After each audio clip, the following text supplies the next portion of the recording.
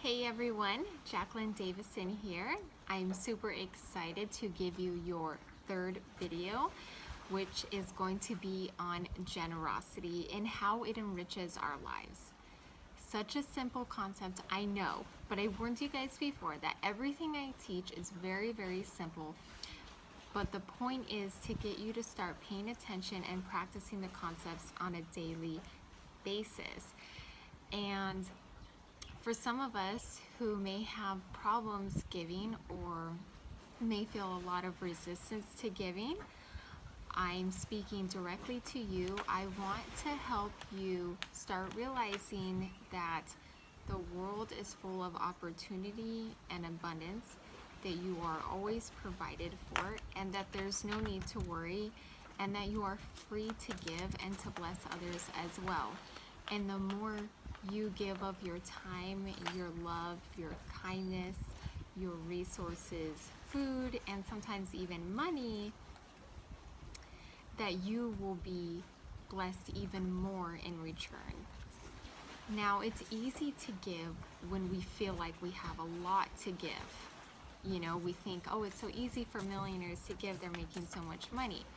But from what I've read about millionaires, they obviously weren't always that way, and a lot of them started out at the bottom. And they started out by giving small amounts, and those amounts grew as they started making more and more money. And the number one reason that millionaires say that they're blessed, and well, they may not use those words, those are my words, but out of the millionaire books that I've read, they all recommend on giving. So a lot of people like to give 10% of their income to churches because the churches really aren't paid by anyone else except for their congregation, and they do a lot. They provide buildings, they pay for a mortgage for that building, they pay for electricity, they have to pay their staff, and a lot of that comes from the congregation giving. So that's one really great way to give. If you don't like going to church or you don't feel moved to give to a church, that's totally fine. I recommend you finding a cause that really tugs on your heart, something you're really passionate about, that you can start to give to others. So, for example, I gave to a woman in another country who was raising money to go to college there, and it was her dream to go to college. And so I gave what I could. I didn't have a lot of money at the time, but every small amount helps. And if you're not used to giving large amounts, it really doesn't matter how much you give.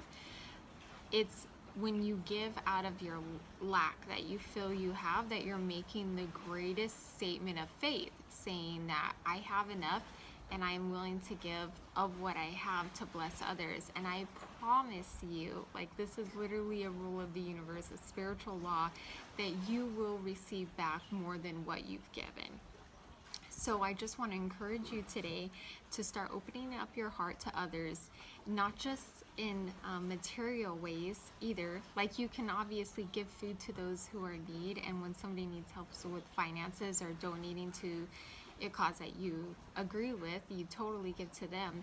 But there are other ways we can give as well, with our time and our resources, or even if somebody just needs extra helping hands.